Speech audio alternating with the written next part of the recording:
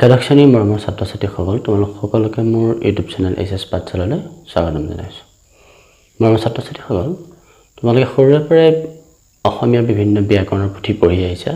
তাৰে এখন পুথিৰ নাম হৈছে বহল ব্যাকৰণ। তোমালোকে সেইখনো নিশ্চয় চাগে পঢ়িছা। সেই বহল ব্যাকৰণৰ লেখকৰ নাম হ'ল সত্যনাথ বৰা। সেই সত্যনাথ বৰাদেৱৰ এখন পুথি আছে সাৰথি। সেই সাৰথি নামৰ পুথিখনৰ পৰাই তোমালোকৰ প্ৰথম পাঠটো অনা হৈছে বা তুলি অনা হৈছে। প্ৰথম পাঠটো হৈছে ধনৰ ব্যৱহাৰ। এই ধনৰ ব্যৱহাৰ নামৰ পাঠটোত লেখকে উল্লেখ কৰিছে যে ধন বা টকা পইচা কেনেকৈ ব্যৱহাৰ কৰিব লাগে। লেখকে প্ৰথমেই কৈছে যে ধনৰ ব্যৱহাৰ দুই ৰকমে হ'ব পাৰে, অৰ্থাৎ দুই ধৰণে হ'ব পাৰে। প্ৰথম হ'ল যে ধনেৰে সুখ সম্পদৰ আহিলা পাতি গোটাই ল'ব পাৰি, অৰ্থাৎ আমি খাবৰ কাৰণে ভাল খোৱা বস্তু কিনি ল'ব পাৰোঁ, পিন্ধিবৰ কাৰণে ভাল কাপোৰ পিন্ধিব পাৰোঁ, বা আমাৰ ঘৰত ৰাখিবৰ কাৰণে যিবোৰ সামগ্ৰী প্ৰয়োজন হয়, যিবোৰ প্ৰয়োজনীয় সামগ্ৰী, যিবোৰ আমাক সুখ দিয়ে, সেই সামগ্ৰীবোৰ আমি গোটাই ল'ব পাৰোঁ। দ্বিতীয়তে, ধনেৰে আনৰ উপকাৰ সাধন কৰিব পাৰি। যিসকলৰ খাবলৈ ববলৈ নাই বা যিসকলৰ ভাতৰ অভাৱ, তেখেতলোকক ধনেৰে ভাতৰ যোগান ধৰিব পাৰি। যিসকলৰ ভাল পিন্ধিবলৈ কাপোৰ নাই, তেওঁলোকক ধনেৰে উপকাৰ সাধিব পাৰি। বা তাৰ বাহিৰেও বিদ্যালয়, চিকিৎসালয় আদি স্থাপন কৰিও সমাজৰ উপকাৰ সাধন কৰিব পাৰি। ইয়াৰ পাছতে লেখকে উল্লেখ কৰিছে যে ধন ব্যৱহাৰ কৰাক লৈ দুই শ্ৰেণীৰ মানুহৰ সৃষ্টি হয়। প্ৰথম হ'ল কৃপণ বা কৰাইজ বা কটকিনা, আৰু আন শ্ৰেণীৰ মানুহ হ'ল ধোঁৱাখলীয়া। এতিয়া প্ৰথম শ্ৰেণীটো হ'ল কৃপণ, অৰ্থাৎ যিসকলৰ টকা পইচা থাকে, ধন থাকে, কিন্তু তেওঁলোকে খৰচ কৰিবলৈ টান পায়। অৰ্থাৎ তেওঁলোকে টকা পইচা থকাৰ স্বত্বেও দুখীয়াৰ দৰে জীৱন যাপন কৰে। খাবলৈ ভাল বস্তু কিনি নলয়, পিন্ধিবলৈ ভাল কাপোৰ পিন্ধি নলয়, আনকি তেওঁলোকে নিজৰ ল'ৰা ছোৱালীকো দুখ দিয়ে আৰু নিজেও দুখত থাকে। কৃপণৰ দুই ধৰ্ম হ'ল লাজ থকা আৰু প্ৰাণ প্ৰৱৰ্তোৱা। অৰ্থাৎ কাপোৰ পিন্ধিব লগা কাৰণে পিন্ধিলেই হ'ল, আৰু প্ৰাণটো যাতে জীয়াই থাকে, আমি যাতে জীয়াই থাকিব পাৰোঁ, তাৰ বাবে আমি খাব পাৰিলে হ'ল। তেওঁলোকে ভাল কাপোৰ কানি নিপিন্ধে বা ভাল খোৱা বস্তু কিনি কেতিয়াও নাপায়। কামৰ মূল্য সদায় কম, কিন্তু ধনৰ মূল্য সদায় সৰহ। অৰ্থাৎ তেওঁলোকে কম টকা পইচা দি, কম ধন দি বেছিকৈ কাম কৰাবলৈ বিচাৰে, বা পাৰিলে টকা পইচা নিদিয়াকেই কাম কৰাবলৈ বিচাৰে, বা কমকৈ পইচা পাতি দিহে কাম আদায় কৰিব বিচাৰে। কৃপণৰ সহজ আৰু অসহজ দুটা বৃত্তি থাকে। সহজ বৃত্তি আৰু অসহজ বৃত্তি দুইটা ফলিয়াবৰ কাৰণে টকা পইচাৰ কিছু প্ৰয়োজন হয়। সহজ বৃত্তি মানে কাৰোবাৰ পৰা দয়া উপজাবৰ কাৰণে, কোনোবাই তেওঁলোকক দয়া কৰিবৰ কাৰণে, বা তেওঁলোকে আনক দয়া দেখুৱাবৰ বাবে তেওঁলোকে টকা পইচা কেতিয়াবা খৰচ কৰিব লগা হয়। আৰু অসহজ বৃত্তি মানে টকা পইচা কেতিয়াবা খৰচ কৰে তেওঁলোকে কি কাৰণে কৰে, যে অহংকাৰ দেখুৱাবলৈ, উভাইদাং দেখুৱাবৰ কাৰণে তেওঁলোকে কেতিয়াবা টকা পইচা খৰচ কৰে। কিন্তু কৃপণৰ সেই সহজ বৃত্তিবোৰ লাহে লাহে দুৰ্বল হৈ যায়, আৰু অসহজ বৃত্তিবোৰৰ পৰিমাণ লাহে লাহে বাঢ়ি যায়। কৃপণে কি কৰে, যে নিজৰ ঘৰত ভালকৈ নাখায়, কিন্তু আনৰ ঘৰত যেতিয়া খাবলৈ মাতে, আনৰ ঘৰত যেতিয়া নিমন্ত্ৰণ দিয়ে, তেওঁলোকে তেতিয়া কেইবাখনো আঞ্জা বিচাৰে, ভালকৈ খাবলৈ বিচাৰে। আনৰ ঘৰত গৈ ডাং কোব মৰা কথা কয়, কেনেকৈ ঘৰত খোৱা বোৱা কৰে বা কেনেকৈ ঘৰত কাপোৰ কানি পিন্ধে। আনৰ ঘৰত গৈ তেওঁলোকে ভালকৈ কয়, যাতে আনে তেওঁলোকক সুন্দৰকৈ খুৱাব পাৰে, বা আনে তেওঁলোকক কিছু সুবিধা দিয়ক, পৰ্যাপ্ত পৰিমাণে যাতে সুবিধা দিয়ক। কিন্তু তেওঁলোকে কেতিয়াও নিজৰ ঘৰত ভালকৈ নাখায়, বা নিজৰ ঘৰত কেতিয়াও আনক শুশ্ৰূষা নকৰে। ইয়াৰ পাছতে আমি আহোঁ ধোঁৱাখলীয়া শ্ৰেণীটোলৈ। ধোঁৱাখলীয়া শ্ৰেণীটো কোনটো? ধোঁৱাখলীয়া শ্ৰেণীটো হৈছে যে যিবোৰ মানুহে টকা পইচা বা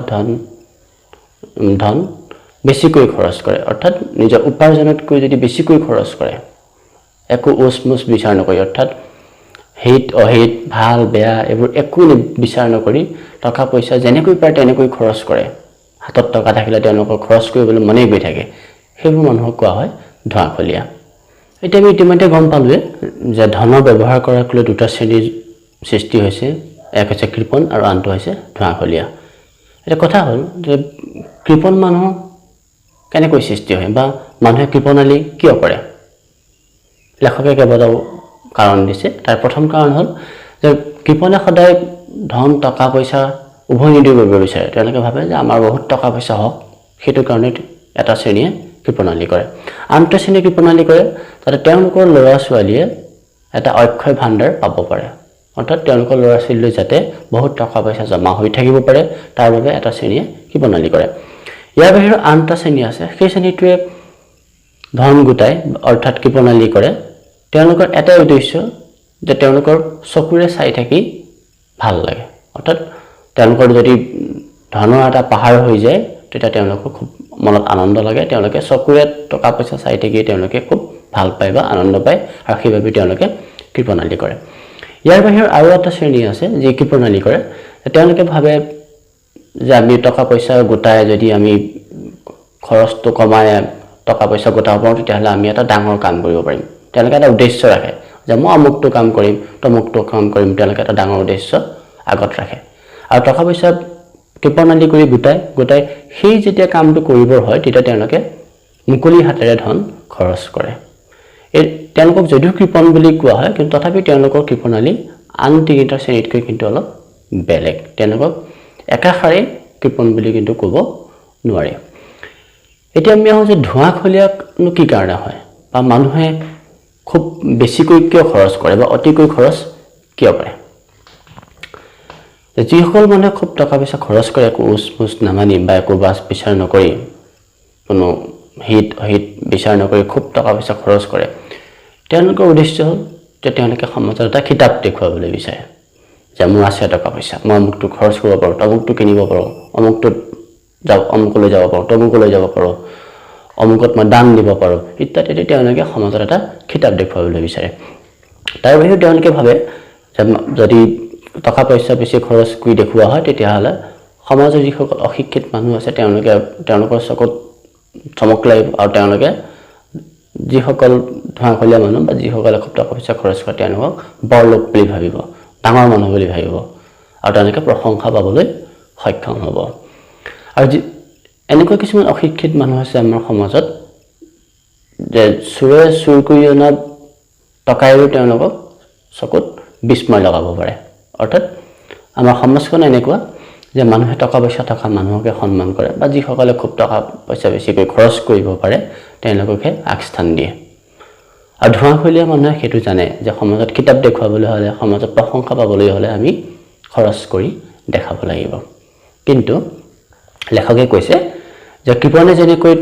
টকাৰ সৎ ব্যৱহাৰ নাজানে ঠিক তেনেকৈ ধোঁৱাখলীয়াও টকাৰ সৎ ব্যৱহাৰ নাজানে এতিয়া আমি আহোঁ বেলেগ এটা পইণ্টলৈ সেইটো হ'ল যে অৰ্থ ব্যৱহাৰৰ মূল মন্ত্ৰ কি যে অৰ্থ ব্যৱহাৰৰ মূল মন্ত্ৰ হ'ল যে আয় অনুসৰি খৰচ কৰা অৰ্থাৎ আমাৰ আয় যদি অলপ আমি খৰচো অলপ কৰিব লাগিব আমাৰ যিমান আয় হ'ব সেইমতেহে আমি খৰচ কৰিব লাগিব অৰ্থাৎ আমি যেনেকৈ উপাৰ্জন কৰিম যিমান উপাৰ্জন কৰিম সেইমতে আমি খৰচ কৰিম যদি আমি আয়তকৈ বেছি খৰচ কৰোঁ তেতিয়াহ'লে আমাৰ ধাৰ হ'ব বা ঋণ হ'ব সেইটো আমি পাছলৈ পাম লেখকে কৈছে যে অৰ্থ ব্যৱহাৰ কৰা মূল মন্ত্ৰ হ'ল আয় অনুসৰি খৰচ এতিয়া তাৰ পাছতে লেখকে কৈছে যে ধনৰ যদি নাটনি হ'বলগীয়া নহয় অৰ্থাৎ আমাৰ হাতত যদি পৰ্যাপ্ত পৰিমাণে ধন থাকিব লাগে তেতিয়াহ'লে আমি যিমান উপাৰ্জন কৰোঁ তাৰ 4/1 সাঁচিব লাগে আৰু আমি যদি ধনী হ'ব বিচাৰোঁ ধনৱন্ত হ'ব বিচাৰোঁ তেতিয়াহ'লে আমি সদায় যিমান টকা উপাৰ্জন কৰোঁ যিমান ধন টকা পইচা উপাৰ্জন কৰোঁ তাৰ 2/1 অৰ্থাৎ